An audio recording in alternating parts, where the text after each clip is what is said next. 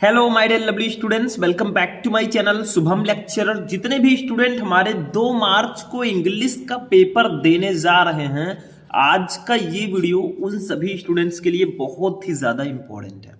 तो 2 मार्च को पेपर देने से पहले ये वीडियो देख कर जाना, नहीं तो बाद में पड़ेगा आपको पछताना। क्योंकि आज के इस वीडियो में हम क्लास 12 इंग्लिश के 3 जो सबसे इंपॉर्टेंट टॉपिक है, यानी कि आपका सेक्शन ए और सेक्शन बी, आज हम एक ही वीडियो में पढ़ेंगे। आज के इस वीडियो में हम अनसीन पैसेज, आर्टिकल और लेटर, इन तीनों टॉपिक को सिर्फ एक वीडियो में पढ़ने वाले हैं। यानी कि इस वीडियो को देखने के बाद आपका इंग्लिश में 35 मार्क्स क्लियर हो जाएगा। अब देखिए, ये क्लास इतना ज्यादा इंपॉर्टेंट क्यों है? क्योंकि आपका जो इंग्लिश का पेपर है वो 4 सेक्शन में होता है, section A, B, C, D. तो इस क्लास में हम सेक्शन ए और सेक्शन बी दोनों सेक्शन को एक ही वीडियो में कंप्लीट करेंगे। और जो स्टूडेंट कहते हैं सर मुझे अनसीन पैसेज सॉल्व करना नहीं आता, अब चूंकि अनसीन पैसेज पूरे के पूरे 15 नंबर का अनसीन पैसेज आता है, तो इसको कैसे सॉल्व करोगे अभी मैं बताऊंगा।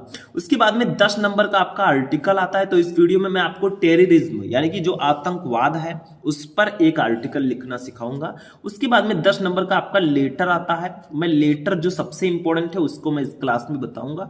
टोटल 35 नंबर आज हम कंप्लीट करेंगे।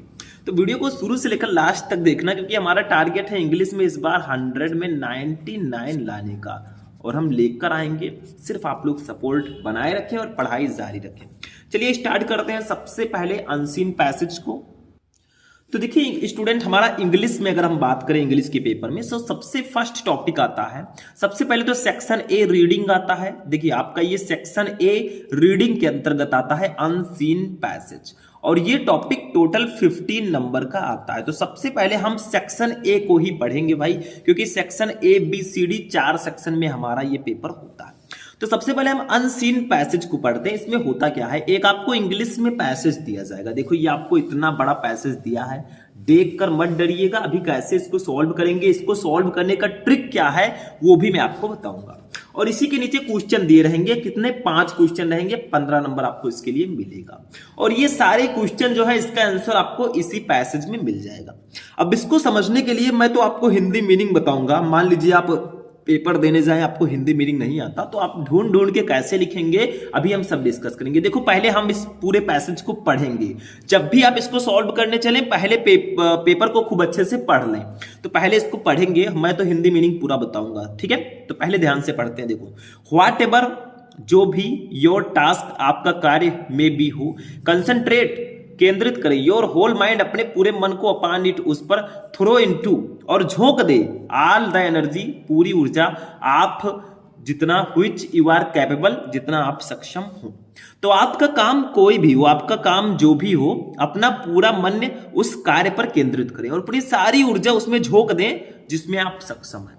मतलब आप कोई भी कार्य कर रहे हैं उसको पूरे मन से करें, इसका मतलब है जितनी भी आपके अंदर ऊर्जा है उसी में झोंक दें। आप पढ़ाई कर रहे हैं, आप पढ़ाई को फुल कंसंट्रेशन के साथ केंद्रित करके करें और अपनी ऊर्जा उसमें झोंक दें, आप जरूर सक्सेस होंगे, बहुत अच्छा नंबर लेकर आएंगे, ठीक है?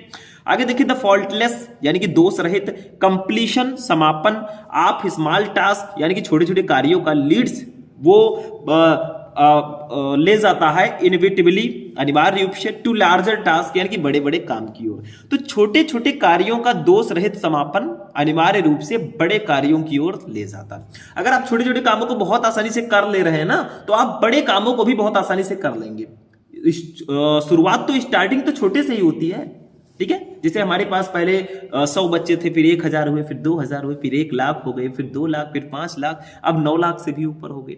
तो शुरुआत हमेशा छोटी छोटी चीजों से होती है और जीरो से सभी हीरो बनते हैं, ठीक है? आगे देखिए, सी टू इट, इन सबको ध्यान में रखें, ठीक है? दैट यू आप राइज, बढ़ते रहे, बाई स्टडी क्लाइंबिंग यानी कि लगातार चढ़ते हुए, ठीक है? एंड और यू विल नेवर फॉल, आप कभी नहीं गिरेंगे।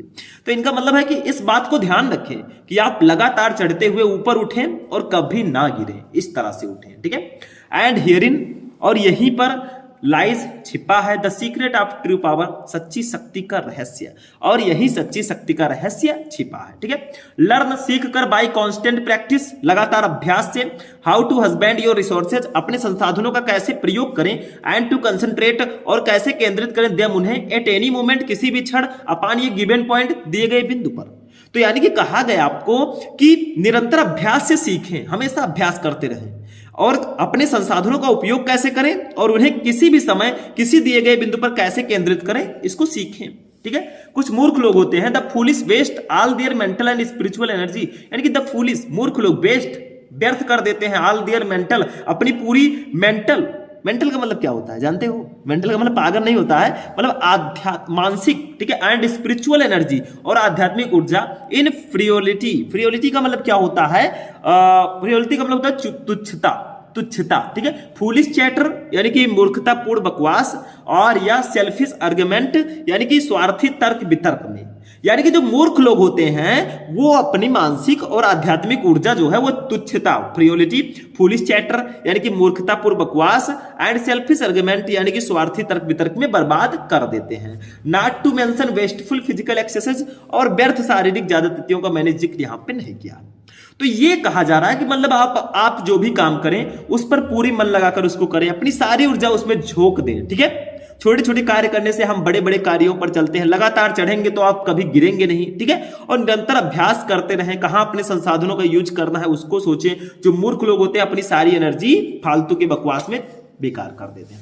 अब इसके नीचे आपको 5 क्वेश्चन दिए जाएंगे। सबसे पहला क्वेश्चन देखिए, how should be do our task, हमें अपना कार्य कैसे करना चाहिए। अब इसका आंसर लिख सकते हो कि नहीं लिख सकते हो?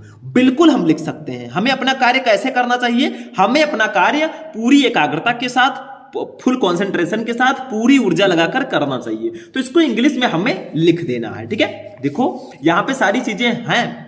ठीक है, देखो whatever to your task may concentrate your whole mind upon it, ऐसे आप लिख दो, be may concentrate our whole mind upon it and throw all their energy which you are capable, ऐसे थोड़ा बना के लिख दोगे आपको नंबर मिल जाएगा। ठीक है, लेकिन अच्छे से लिख रहे तो और अच्छी बात है। B, when shall we never fall, हम कभी नहीं गिरेंगे। तो देखो यहां पे लिखा है सीधा सीधा, देखो see to it all you rise by study climbing and you will never fall, तो लिख दो When we rise by steady climbing, we will never fall, यानी कि जैसे ही हम लगातार चढ़ते रहेंगे हम कभी नहीं गिरेंगे। बस हो गया, आंसर आपका इसी में छिपा है। सी, wherein lies the secret of true power, सच्ची शक्ति का रहस्य कहां छिपा है? तो देखिए मैंने आपको बताया था इसी में कहीं होगा सच्ची शक्ति। ये देखो क्या है, see to it that you rise by study climbing and you will never fall, and herein lies the secret of true power. ठीक है, the secret of true power कहां है? देखो कहां छिपा है, learn by constant practice, how to husband your resources and to concentrate them at any moment upon ये given point. यही आपको लिख देना है, यहां से लेकर यहां तक लिख दोगे आपको नंबर मिल जाएगा। तो सारे क्वेश्चन का आंसर आपको इसी में मिलता है। ई वाला देखो, एक नंबर का वोकैबुलरी रहेगा। देखो which word in the passage the opposite of falls, इस पैसेज में फॉल्स का अपोजिट कहां है भैया? तो ट्रू। फॉल्स का अपोजिट कहां है? ट्रू है। और हमने इस पैसेज में ट्रू देखा है कहीं? ये देखिए ट्रू है, ये फॉल्स का अपोजिट है, इसी में ढूंढ के लिख देना है। उसके बाद में what the meant by two concentrate, यानी कि कॉन्सेंट्रेट का मतलब, कॉन्सेंट्रेट करने का मतलब क्या है? एकाग्र होने का मतलब क्या है? इसका मतलब है किसी विशेष कार्य के लिए उपयोग करना। ठीक है, कॉन्सेंट्रेट। तीसरा, give the antonym of foolish, foolish का एंटोनिम लिखो भैया। तो फूलिश का एंटोनिम होता है सेंसिबल। ठीक है, ये ध्यान रखिएगा। तो ये आपका होगा पूरा क्वेश्चन। अब एक एक करके हम सारा आंसर यहां पे लिखते हैं। ध्यान से समझिएगा, मैंने आंसर लिख रखा है क्योंकि अगर साथ में लिखता तो बहुत टाइम लगता। जब भी आप इसको सॉल्व करें तो एक काम करना है आपको। सबसे पहले जो आपका क्वेश्चन है, देखो यहाँ पे व्हाट एवर योर टास्क, इसको डॉट डॉट करके जो लास्ट वर्ड है इसको लिख देना है। व्हाट एवर डॉट डॉट करके एक्सेस, ऐसे लिखना है। अब एक एक क्वेश्चन का आंसर देना है। सबसे पहला क्वेश्चन है how should be do our task, 3 number complete होगा। हमें अपना काम कैसे करना चाहिए? तो देखो we should do our task, हमें अपना काम जो है करना चाहिए फॉल्टलेसली, दोष रहित, विथ कंप्लीट, पूर्ण, फुल कंसंट्रेशन, यानी कि संपूर्ण कंसंट्रेशन के साथ, एकाग्रता के साथ, एंड और बाय इन्वेस्टिंग, निवेश करके, आवर कंप्लीट एनर्जी, अपनी पूरी ऊर्जा टू देम, उसमें। तो हमें अपने कार्यों को पूरी एकाग्रता के साथ और अपनी पूरी ऊर्जा लगाकर दोष रहित तरीके से करना चाहिए।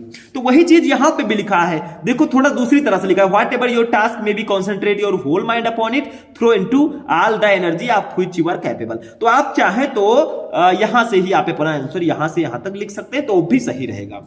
मतलब कुछ करना होगा, नहीं पता कुछ आपको अच्छे से नहीं आता, फिर भी आप लिखिए, ठीक है। एग्जाम देने गए हैं, नहीं पता है फिर भी लिखिए, क्योंकि कुछ ना कुछ तो लिखना ही है, हमें अच्छे नंबर लेकर आना है। बी देखो, बी वाला क्वेश्चन है हमारा, when shall be never fall, हम कब कभी नहीं गिरेंगे, तो अभी मैंने आंसर बताया था। देखो, be will never fall if be rise by study climbing, यानी कि यदि हम लगातार चढ़ाई करेंगे तो हम कभी नहीं गिरेंगे, यदि हम स्थिर रूप से लगातार चढ़ाई करेंगे तो हम कभी नहीं गिरेंगे। यहां पे दिया गया है, देखो ये, see to it that you rise by study climbing and you will never fall. बस हो गया, 15 नंबर भैया कंप्लीट करना है, थोड़ा टाइम लगेगा, टाइम दे दो खुद को। अगर आज टाइम नहीं दोगे, अगर आज टाइम रहते नहीं सुधरोगे आप, तो एक दिन टाइम आपको सुधारने पे आ जाएगा। ऐसे देखो नेक्स्ट क्वेश्चन सी वाला देखो, how do the foolish waste where यान lies the secret of true power, सच्ची शक्ति का रहस्य कहां छिपा है। तो देखो यहां पे लिखा है, यही आपको लिखना है, देखो यहां पे लिखा है, यहां से करके यहां तक आपको लिख देना है, बस हो गया। देखो क्या, the secret of true power, सच्ची शक्ति का रहस्य जो है लाइज छिपा है इन ग्रोइंग थ्रू लर्निंग, यानी कि लगातार सीखते रहने से, बाय कांस्टेंट प्रैक्टिस, लगातार अभ्यास से, of how to manage resources, और अपने संसाधनों का कैसे उपयोग करें, एंड और हाउ टू कॉन्सेंट्रेट देम, और उस पर कैसे केंद्रित करें, फॉर ये टास्क, किसी भी काम पर, at any point of time, किसी भी समय, ठीक है। तो सच्चे शक्ति का रहस्य संसाधनों का प्रबंधन कैसे करें, मतलब संसाधनों को कैसे यूज करें, और उन्हें किसी भी समय किसी कार्य के लिए कैसे केंद्रित किया जाए, इसके निरंतर अभ्यास से सीखने में ही निहित है। मतलब आप अपनी शक्तियों का कैसे प्रयोग करेंगे, ठीक है, कैसे अपने संसाधनों को मैनेज करेंगे और कैसे किसी काम पर अपने ध्यान को केंद्रित करेंगे, इसी में शक्ति का रहस्य छिपा है, ठीक है। बस हो गया, ये भी क्वेश्चन हमारा हो गया। क्वेश्चन नंबर डी देखो, हमने 9 नंबर कंप्लीट किया, अब डी करेंगे तो हमारा 12 नंबर कंप्लीट, एक ही क्वेश्चन 3-3 नंबर का, ठीक है। How do the foolish waste their energy, यानी कि मूर्ख लोग अपनी ऊर्जा कैसे बर्बाद करते हैं। तो देखो यहां पे मैंने लिखा है, और मैंने अपनी तरफ से नहीं लिखा है, ये क्वेश्चन में दिया गया है, देखो नीचे देखो, ये the foolish waste all their mental and spiritual energy in frivolity, foolish chatter or selfish argument, यही लिख दो। देखो मैंने लिख दिया है, the foolish waste their energy, मूर्ख लोग अपनी ऊर्जा को व्यर्थ करते हैं, इन फ्रिवोलियस टास्क, यानी कि फालतू के काम में, ठीक है, यानी कि तुच्छ कार्यों में। फ्रिवोलियस का मतलब होता है तुच्छ, टास्क का मतलब कार्य। फूलिश चैटर, मूर्खतापूर्ण तर्क वितर्क में, सेल्फिश आर्गुमेंट यानी कि स्वार्थी तर्क वितर्क में, एंड वेस्टफुल फिजिकल एक्सरसाइज, और फालतू के भौतिक अभ्यास में। तो मूर्ख लोग अपनी ऊर्जा तुच्छ कार्यों, मूर्खतापूर्ण बकवास और स्वार्थी तर्क वितर्क और व्यर्थ भौतिकवादी अभ्यास में बर्बाद करते हैं, ठीक है। बस हो गया हमारा 12 नंबर कंप्लीट। अब एक नंबर का वोकैबुलरी रहेगा। देखो, which word in the passage the opposite of falls, तो मैंने बताया था ट्रू होगा, तो ई का फर्स्ट ट्रू होगा, ऐसे लिख देना। दूसरा, what is the meant by two concentrate, यानी कि एकाग्र होने का मतलब क्या है। तो इसका मतलब होता है द फ्रेज टू कॉन्सेंट्रेट इस concentrate in the contact means, इसमें जो टू कॉन्सेंट्रेट एकाग्र होने का मतलब है टू यूज फॉर ये पार्टिकुलर टास्क, यानी कि किसी विशेष कार्य के लिए उपयोग करना है, ठीक है, अपनी एनर्जी को। तीसरा देखिए क्या है, give the antonym of foolish, मूर्ख का एंटोनिम आप लिखिए। मूर्ख का एंटोनिम क्या होगा, सेंसिबल, यानी कि समझदार। देखो मूर्ख है और समझदार है, एंटोनिम्स का मतलब होता है विपरीत अर्थक शब्द जो विपरीत अर्थ रखते हो। तो मूर्ख जो है और समझदार एक दूसरे के एंटोनिम्स ही तो होंगे। तो ये हमारा भैया होगा 15 नंबर कंप्लीट हुआ किसका, अनसीन पैसेज का। इसमें आपको करना कुछ नहीं होता, मैंने आपको सीक्रेट बता दिया, जैसे इन्होंने सीक्रेट ऑफ ट्रू पावर बताया, वैसे मैंने secret of solve unseen passage बता दिया आपको। मतलब आपको खूब ध्यान से पढ़ना, इसके नीचे जो क्वेश्चन है उसका आंसर आपको इसी पैसेज में खूब अच्छे से ढूंढना है, ठीक है, टॉर्च जला जला के, तभी आपको मिलेगा। तो ये हमारा हो गया है अनसीन पैसेज, लेकिन अभी तो ट्रेलर है, पिक्चर अभी बाकी है। चलिए नेक्स्ट टॉपिक देखते हैं, आर्टिकल राइटिंग, और हम एक ऐसे टॉपिक पर आर्टिकल लिखेंगे जो शायद बहुत इंपॉर्टेंट है। चलिए देखते हैं। अब देखिए स्टूडेंट, नेक्स्ट टॉपिक हमारा है article writing. Article writing 10 number का आपके एग्जाम में आता है। इसको लिखने का तरीका होता है, देखो, या तो आप हेडिंग वाइज लिखें आर्टिकल को, बढ़िया हेडिंग डाल डाल के, या तो आप छोटे छोटे पैसेजेस में लिखें, ऐसे ऐसे 2-3 पैसेजेस में लिखें। दो तरीका है। और ऐसा नहीं कि एक ही पेज में पूरा एक ऐसे सीधे सीधा लिख दिए जैसे बुक में लिखा रहता है, ऐसा नहीं।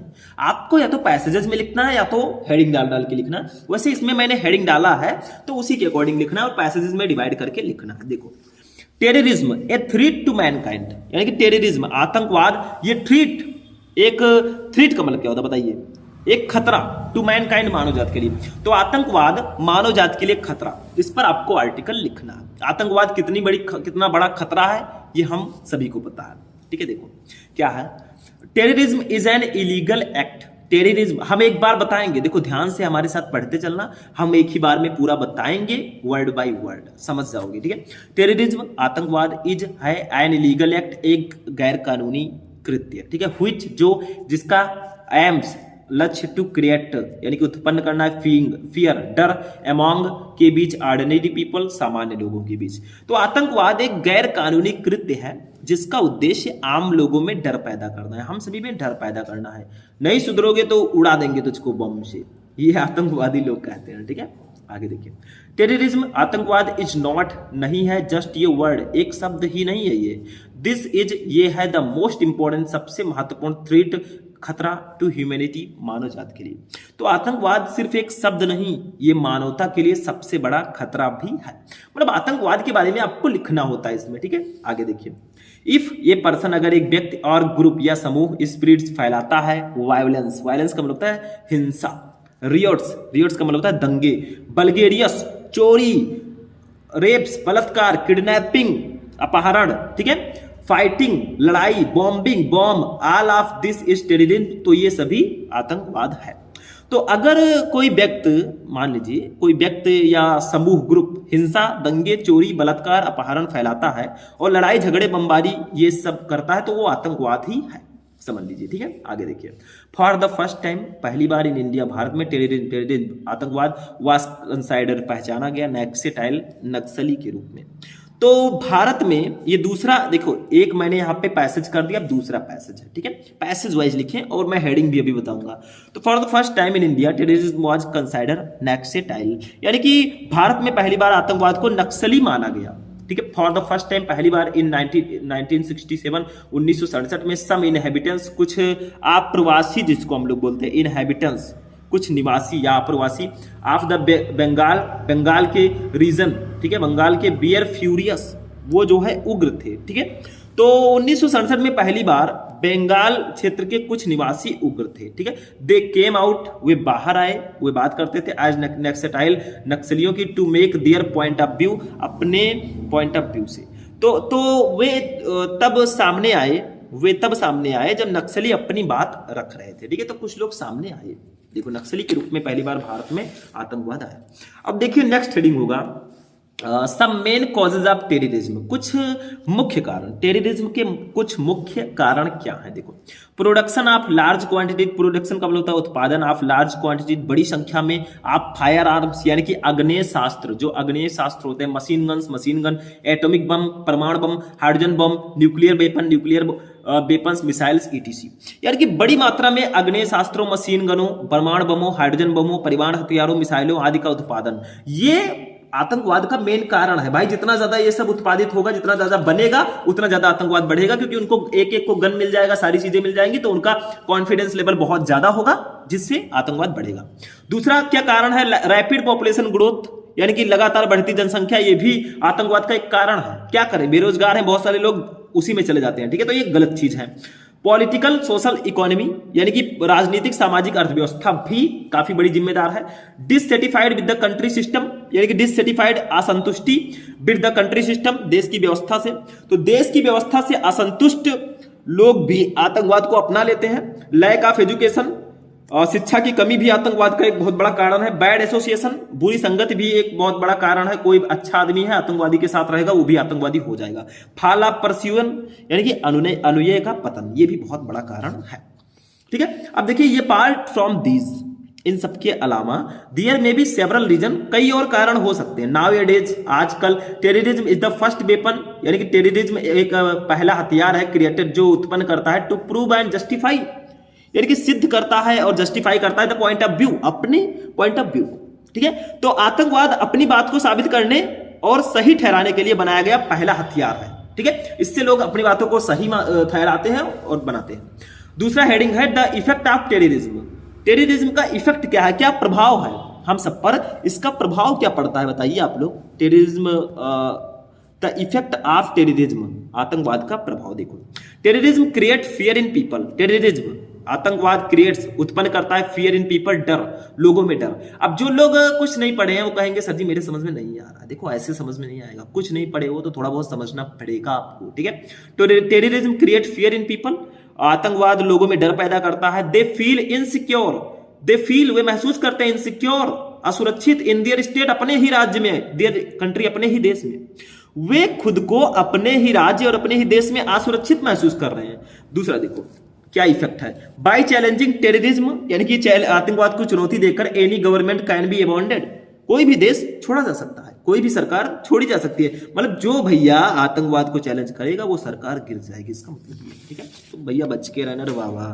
ठीक है, आगे देखिए, बिकॉज ऑफ टेररिज्म, टेररिज्म के कारण, ठीक है, मिलियंस ऑफ गुड्स, लाखों का सामान, आर डिस्ट्रॉयड, बर्बाद हो गया, and the leaves of thousand, और लाखों हजारों लोग, ऑफ इनोसेंट, मतलब निर्दोष पीपल, लोग, आर लॉस्ट, खो दिए हमने। ठीक है, तो आतंकवाद के कारण लाखों का सामान नष्ट हो जाता है और हजारों लोगों की जान चली जाती है। हमारे देश में देखिए हमारे जो वीर जवान है उनकी भी जान चली जाती है, उनको सैल्यूट है मेरा। आगे देखिए, the animals are also killed, जानवर भी बहुत ज्यादा मारे जाते हैं आतंकवादियों से।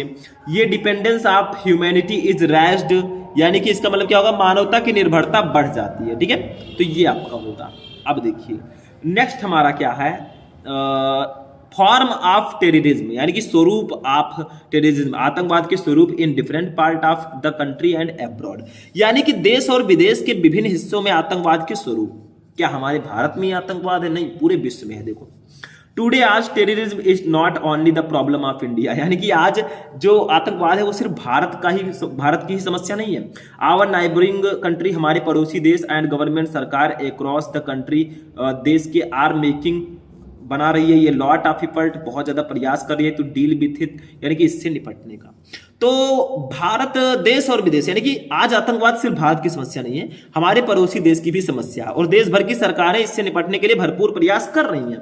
द लार्जेस्ट टेररिस्ट अटैक, सबसे बड़ा आतंकवादी हमला इन द वर्ल्ड, संसार का, इज कंसाइडर्ड, माना जाता है, वर्ल्ड ट्रेड सेंटर ऑन सितंबर 11 सितंबर 2001 को ओसामा बिन लादेन के द्वारा अटैक्ड, आक्रमण किया गया। द टॉलेस्ट बिल्डिंग, सबसे लंबे इमारत पर, in the world's most powerful country, दुनिया के सबसे शक्तिशाली देश पर, causing million of casualties on and thousand of people who died under the rubble, यानी कि कॉजिंग मिलियंस ऑफ कैजुअलिटीज, यानी कि लाखों संख्या में, अगर हम लोग देखें लाखों में लोग मारे गए, and thousand of people who died under the rubble, और कुछ लोग मलबे में दबकर रह गए।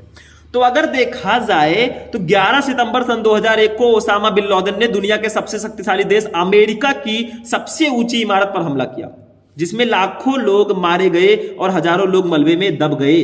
ठीक है, फिर अमेरिका ने आखिरकार बदला लिया। ठीक, तो ये सबसे बड़ा आतंकी हमला अमेरिका में माना जाता है, वर्ल्ड ट्रेड सेंटर पर 11 सितंबर सन 2001 को सबसे बड़ा आतंकवादी हमला हुआ था। तो ये आपका क्या हो जाएगा, ये आपका है आतंकवाद पर एक बहुत ही अच्छा आर्टिकल। ठीक है, हमें हेडिंग कई डाला, पहले ये हेडिंग हमने डाला, उसके बाद में कुछ कारण डाले, फिर इफेक्ट मैंने डाला, उसके बाद में अलग अलग देशों में कैसे कैसे इसके स्वरूप है उस पर मैंने हेडिंग डाला। तो ये हमारा एक आर्टिकल हो गया, बहुत ही इंपॉर्टेंट आर्टिकल था, मैंने आपको समझाने का पूरा प्रयत्न किया। अब हम लोग चलिए लेटर को देखते हैं। देखो यहां पे जो हमने लेटर लिया है वो मैंने, कौन सा लेटर है, टाइटल क्या है आप लोग कहेंगे। देखो ये टाइटल है बिजली कटौती से रिलेटेड, बहुत इंपॉर्टेंट है, बिजली कटौती, पानी की आपूर्ति, ये सब बहुत इंपॉर्टेंट आर्टिकल है। देखो लेटर है, ये भी 10 नंबर का आता है। Write a letter to the editor, यानी कि आप ये न्यूज़पेपर, एक समाचार पत्र के संपादक को एक पत्र लिखो अबाउट के बारे में, फ्रीक्वेंट ब्रेकडाउन, बार बार गुल होने ऑफ इलेक्ट्रिसिटी, बिजली इन योर लोकेलिटी, अपने इलाके में। तो अपने इलाके में बार बार बिजली गुल होने के संबंध में किसी समाचार पत्र के संपादक को एक पत्र लिखो। ये a letter to the editor है। तो जब आप लेटर लिखेंगे पहले आंसर नंबर डालेंगे, फिर आपको हेडिंग डालना है ये लेटर टू द एडिटर। मैंने जब आपको इंग्लिश की कॉपी में बता रहा था लिखना, तो मैंने आपको बताया है। नहीं देखा आपने तो सर्च करो यूट्यूब पर क्लास 12 इंग्लिश की कॉपी कैसे लिखें शुभम लेक्चरर, आपको वीडियो मिल जाएगा, जाकर देख लो, नहीं तो बाद में पछताओगे। तो जब भी आप एडिटर लेटर लिखें पहले अपना एड्रेस लिखें। मैंने लिख दिया वजीरगंज गोंडा, आप जहां से हैं उसको यहां पे लिख सकते हैं। फिर टू लगाकर आप जिसको लिख रहे हैं, हम to the editor the Amar Ujala Gonda, हम अमर उजाला जो दैनिक समाचार पत्र है गोंडा के, उनके संपादक को हम पत्र लिख रहे हैं। तो हमने पहले अपना एड्रेस डाला, फिर टू लगाकर जिसको हम पत्र लिख रहे हैं उसको लिखना है। फिर सब्जेक्ट लिखो, किस विषय पर आप पत्र लिख रहे हैं, आपका पर्पस क्या है। तो फ्रीक्वेंट ब्रेकडाउन ऑफ इलेक्ट्रिसिटी, बार बार बिजली गुल होने के संबंध में हम पत्र लिख रहे हैं, तो हमारा सब्जेक्ट हो गया। फिर सर लिखकर अपनी प्रॉब्लम को व्यक्त कर दो। ये सर लिखकर जो आप लिखते हैं वो बॉडी होती है लेटर की, तो सर लिखकर लिखो। आई एम राइटिंग, मैं लिख रहा हूं टू एक्सप्रेस, व्यक्त करने के लिए, माई कंसर्न, अपनी चिंता, अबाउट द फ्रीक्वेंट ब्रेकडाउन, यानी कि बार बार गुल होने ऑफ इलेक्ट्रिसिटी, बिजली इन आवर लोकेलिटी, हमारे इलाके में। तो मैं हमारे इलाके में बार बार बिजली गुल होने के बारे में आप अपनी चिंता व्यक्त करते हुए लिख रहा हूं। ठीक है, देखो, for the past few weeks, पिछले कुछ हफ्तों से वी हैव बीन फेसिंग, हम सामना कर रहे हैं कांस्टेंट पावर कट, लगातार बिजली कटौती की, दैट जो हैव सेवरली, जो काफी ज्यादा इंपैक्टेड, प्रभावित करती है आवर डेली लाइफ, हमारे दैनिक जीवन को। तो पिछले कुछ हफ्तों से हम लगातार बिजली कटौती का सामना कर रहे हैं जो हमारे दैनिक जीवन को बहुत ज्यादा प्रभावित करती है।